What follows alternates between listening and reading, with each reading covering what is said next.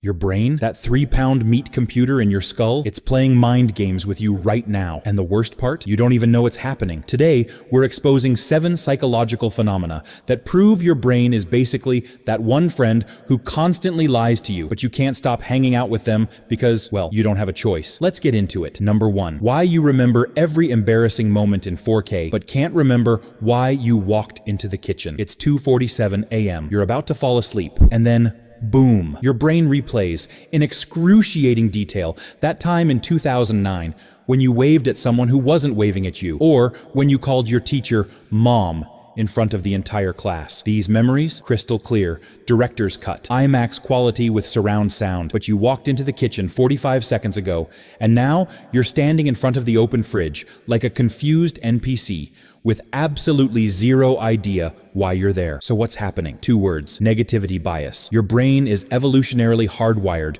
to remember threats, and in the ancient brain's filing system, social embarrassment gets filed right next to things that could get you killed. Back in caveman days, if you got kicked out of the tribe, you died alone, eaten by something with teeth. So your amygdala tags every embarrassing moment as critical, never forget. Meanwhile, the thing you needed from the kitchen, that's prospective memory, and it's as reliable as a chocolate teapot. The second you walk through a doorway, your brain treats it like a chapter break and just dumps whatever you were thinking about. Congratulations. Your memory is a security camera that only records your failures in 4K, while everything else gets blurry gas station footage from 1997. Number 2, why you're wide awake. The second you decide to go to sleep. You've been yawning for 2 hours. Your eyelids weigh 47 pounds each. You finally drag yourself to bed, and that's when your brain goes, actually, let's be alert now. What? Suddenly you're as awake as someone who just mainlined espresso. Your brain is like, hey, remember every conversation you've ever had? Let's analyze them all. Let's plan tomorrow. Let's wonder if we locked the door. Let's debate whether a hot dog is a sandwich. Brain,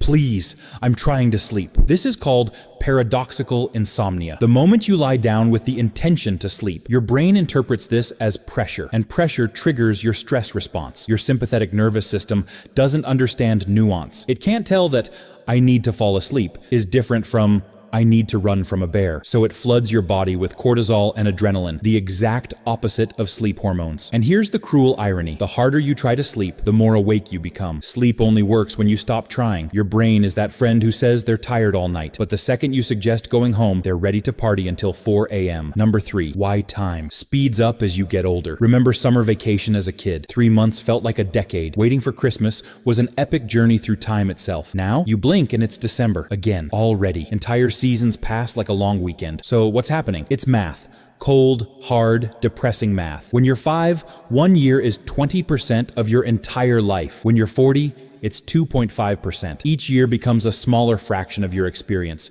so it feels shorter. But there's more. Remember how everything was new as a kid? First bike ride, first pizza, first heartbreak. Each novel experience creates a rich, detailed memory that makes time feel expansive. As adults, we fall into routines. Same commute, same job, same Netflix scroll. When you're not creating distinctive memories, your brain compresses time because there's nothing unique to anchor it to. The good news? You can slow time down, travel somewhere new, learn a new skill, try new foods, do anything that's not part of your pattern. The bad news? Most of us are too busy because we feel like we don't have time, because time is speeding up, because we're not doing anything to slow it down. See the problem? Number 4, why your brain remembers important things at the worst moments. You're in the middle of a presentation. You're focused, professional, doing great, and then your brain interrupts.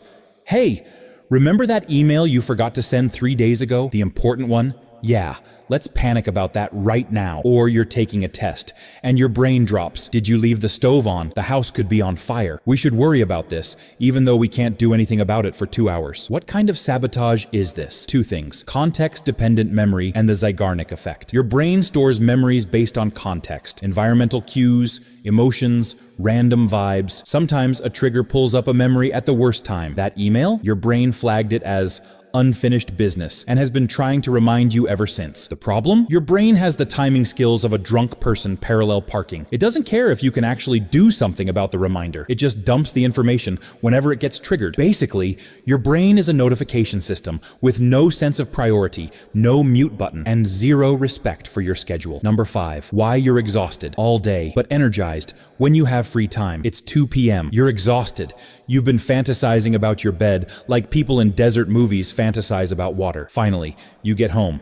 You're free. You can finally relax. And your brain goes, actually, let's not be tired anymore. Excuse me? Suddenly you're energized. You could organize your closet, start a hobby, rearrange furniture. Sleep? Who needs it? This is called revenge bedtime procrastination. Your entire day was scheduled and obligated. Your brain had no control. So when you finally get free time, even though you're exhausted, your brain refuses to sleep because that would mean surrendering the only hours that belong to you. It's not logical. It's emotional. Your brain would rather be tired tomorrow than give up tonight's freedom, even if freedom just means scrolling TikTok for 2 hours. The irony? This creates a vicious cycle. You stay up late, wake up exhausted, have no energy, feel like you had no time for yourself, so you stay up late again. Your brain is a toddler throwing a tantrum because if they sleep, the fun day is over, even though the day was mostly just meetings and emails. Number 6, why you doubt your own memories. You have a crystal clear memory of a conversation. You'd bet money on it. Then, someone else who was there tells a completely different version, and suddenly you're questioning everything. Did that really happen? Am I sure?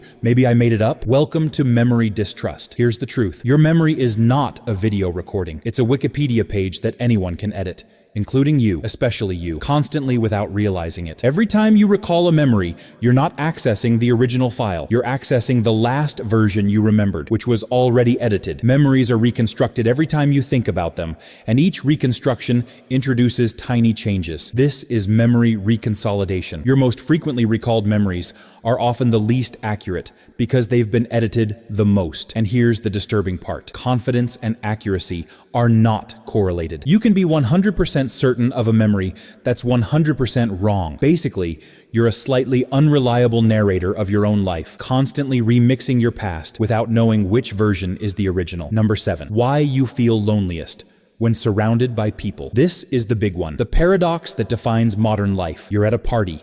You're with friends, you're scrolling social media, seeing thousands of people's lives, and somehow you feel more alone than if you were by yourself in an empty room. Here's the truth. Loneliness isn't about physical isolation. It's about emotional disconnection. You can be surrounded by people and still feel unseen, unheard, misunderstood, like you're watching life through a window instead of participating. Humans don't just need proximity. We need connection, real connection, where someone understands you, where you feel safe being yourself, where conversations go deeper than small talk. Without that, being around people makes loneliness worse because it highlights the gap between what you have and what you're missing. There's also social presence without connection. You're with people, but everyone's on phones. You're talking, but it's shallow. You're performing a version of yourself instead of being yourself. And social media amplifies this by showing curated highlight reels of everyone else's perfect lives while you're in your messy reality. Here's the cruel part.